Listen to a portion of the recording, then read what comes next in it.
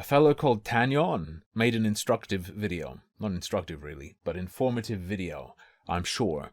It's called Modern Relationships Are So Messed Up. We have killed relationships, says the thumbnail. Maybe this will explain what happened with Naomi King and Daniel Green. The modern relationship is struggling. But why? How did things become so messy? Not mine. Get owned, Zoomers. Have you ever seen those videos on social media of old couples being interviewed about when they met and how Get owned, Zoomers. they made it so far? Where's the cutoff for the relationship disaster, by the way? Are millennials supposed to be having relationship troubles? Or is it just the Zoomers? Bizarre when? I don't know. I'm way off. I'm way off on Bizarre. I have no idea where the state of balance is. I loved watching those videos for two reasons. First, how the relationship started and progressed is almost always too bizarre to believe. Like this older gentleman named Albert. I bought her for a farthing. Will say, well, I saw Betsy from across the neighborhood swimming hole when I was 16, and I knew right then and there she was the one for me. And Betsy will say, well, I played hard to get, but I knew I loved him from day one. And then the old guy goes, it's Roe versus Wade, and the choice is mine. Is that a Simpsons reference? Mine was off to war or something, and the day he comes back, the first thing they do is get married, and they've lived happily ever after since. Bro, speaking about war, well, he 100% got cucked. But also, people used to send each other letters and get like 3 letters a year and fall in love and get married. That might also be me being misled by other people's claims, and that's not really how it worked, but still. And most importantly, it means that real love actually does exist in ordinary life. We need a dating app where there's a cooldown on the messages that's 2 months long. You send your message, they can send one back whenever they want. But once you've both sent a message, there's a 2-month cooldown before you can message again. As ordinary days pass us by, and not just in some acted scenes behind a screen. Whenever I look at the comments of videos like these, I see people longing for what they have, but I also see people asking the big question. Why does it feel like this never happens anymore? Why do modern relationships feel so Is the question being asked on a phone a hint as to what he's gonna say, perhaps? Screwed up? I think there are a few reasons, but to me, the reason that stands above the rest is social media. Yeah, of course. Yeah, what a shocker. I think a lot of these problems with modern relationships begin before a relationship has even started. You can have a cave troll, okay? Alright? If you just go out in real life in the UK, there are many cave troll women. You can just take them. They're free, right? Tinder doesn't want you to know this. There are chav cave trolls that will absolutely have you in an instant. But the problem is, you don't want them. Media has taught us that there is a measuring stick when it comes to your capacity to be loved. And if we haven't reached the right threshold, it's pretty pointless to even try. The general public... The chavs are still on Bebo, man. Like is really... They're surfing Bebo on a flip phone. Quick nowadays to intensely criticize others on social media for their negative features and traits. I think that when we take in too much of that negativity, it changes how our little pea brains work. And over time, we end up convincing ourselves that those nasty criticisms we hear are normal and valid, which can absolutely cause us to criticize ourselves in the same way. That does a lot of damage to someone who doubts they are capable of being loved at all. I don't think it's that. I don't think it's that at all. Although this could link into one of the problems I think exists, and that is people are seeking validation at all from a relationship. They're seeking getting bigged up. They view it as like getting a relationship itself is the thing that will tell them they have worth, and so they approach it in like a really weird, fucked up way, and in part an entitled way, because it's like, I don't deserve to feel bad, I should feel good, a relationship will make me feel good, so I'm entitled to a relationship. And I think they're like from the start. I use this example because I've been there. When I was younger, I was the really skinny guy, and I was pretty insecure. No! Stop sexually harassing me, YouTube chat. About it. People always used to... You will never have my penis. Tell me how small I was, and I hated that. If social media was clear about it, people always used to tell me how small I was, and I Bro, you got bullied. That's nasty. hated that. If social media was like it is now, and I was constantly reading comments... To be fair, though, you probably shouldn't have been whipping your dick out to show them. From random strangers like this one, that would have been devastating for my already low self-confidence. And on top of all of that, it's easy to look at people who appear to have a lot going for them on social media and play the...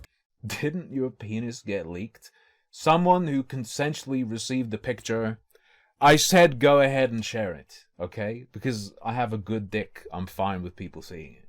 comparison game. If I just wasn't It wasn't actually leaked. uglier, if I just made more money, maybe I wouldn't be feeling so lonely. Social media gives us access to the top 1% of insanely attractive and wealthy people. And when we see that all the time, it makes us feel like we're inferior in It was not a picture of my leaking dick, okay? comparison really quickly. Social media is really good at showing us how good we don't have it. There are so many reasons to believe you're unlovable if the thing you're spending hours a day doing I can't relate. Social media doesn't hit me like that at all, and it never has. is communicating to you that you're not good enough.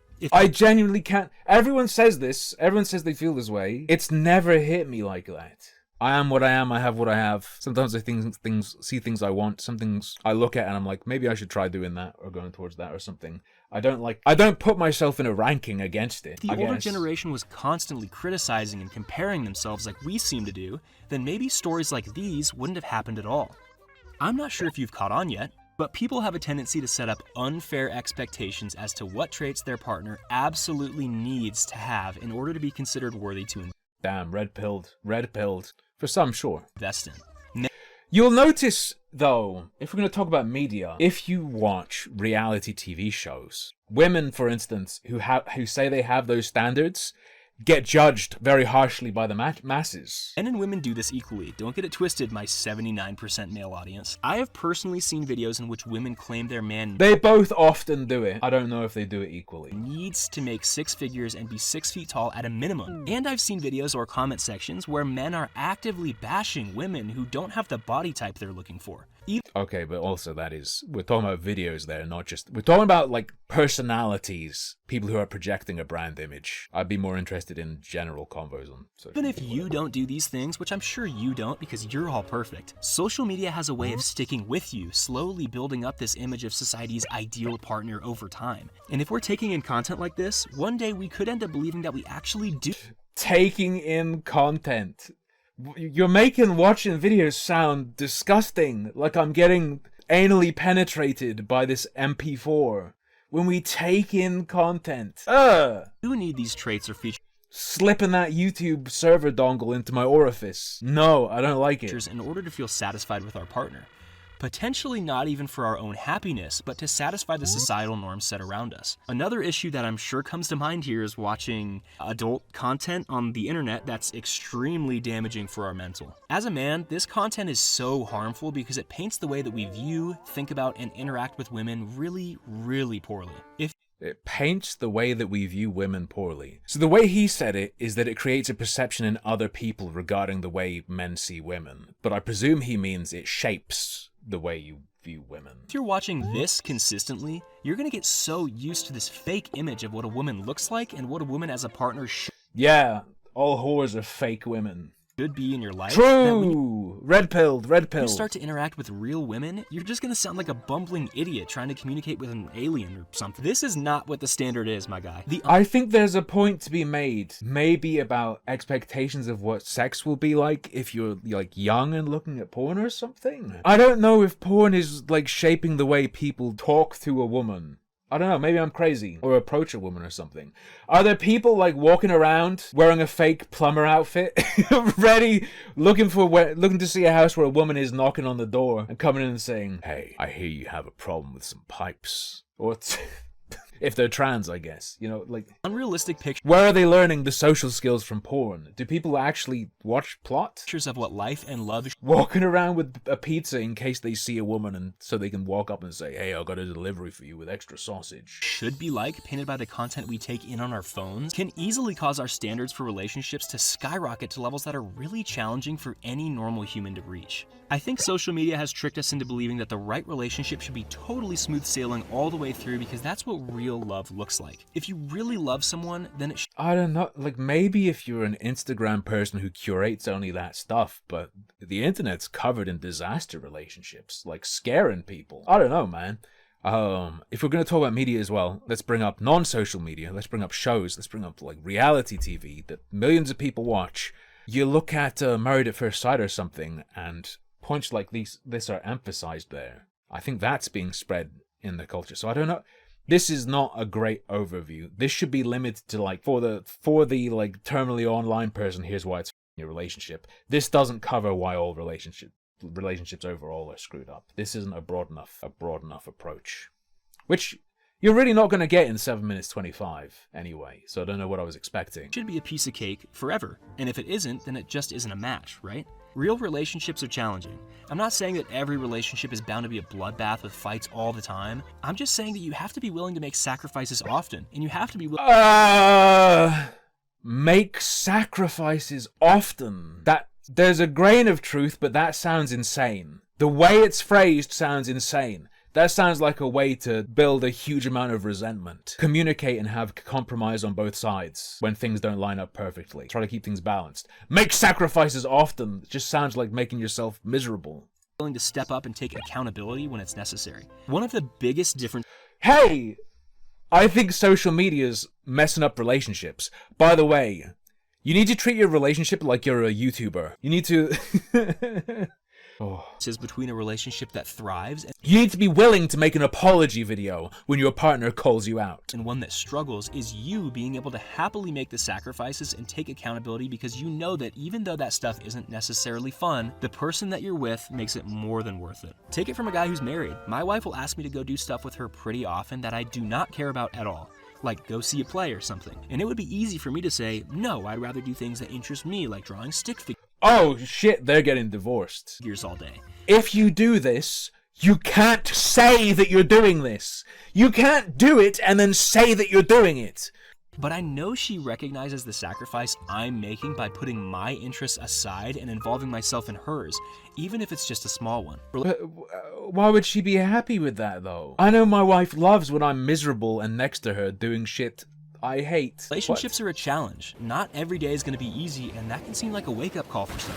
The difference should be that the right person makes the challenge and the sacrifice worth it every time. I don't have any real stats. I thought he was going to give an example of her sacrificing something. Did he? Is this men just always sacrifice? Just do whatever a chick wants. Always. To back this stuff up, but I do. Sacrifice is worth it every time. Phrasing it as sacrifice is weird, but it makes sense now, because he absolutely doesn't mean compromise. He means when you clash, always acquiesce.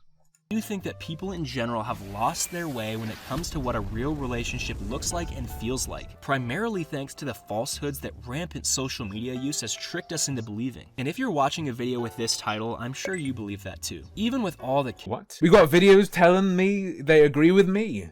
We agree. We agree. I feel like I'm being groomed. Chaos and nonsense when it comes to modern relationships, I think the best, most tangible thing we can do is take a good long look at ourselves. I feel like the majority of relationship discussions and advice on YouTube are always looking out for how to identify a good partner or how to avoid a bad one, but I don't see quite as many videos talking about how we ourselves can be a good partner in the future. It's trending all the time, especially in shorts. I get that shit shoved in my face. If you're interested Or at least I did for a long period of time. in that, then you'll have to be really Like this is constantly being spammed out and getting tons of views. honest with yourself about your This is just bullshit. strengths and weaknesses. Bettering yourself is never going to be a bad thing.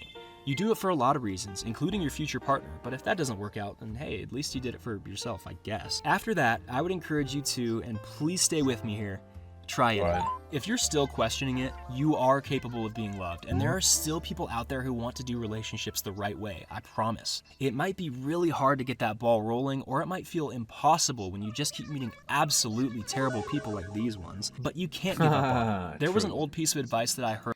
I feel like she's more likely to see you if she isn't subbed now. I'm absolutely algorithm pilled now. If you want to see my videos, unsubscribe. I think that's how it works at this point. A long time ago that said, putting your heart out there is never a mistake. Never let your heart become calloused. And that's stuck with me for over a decade now.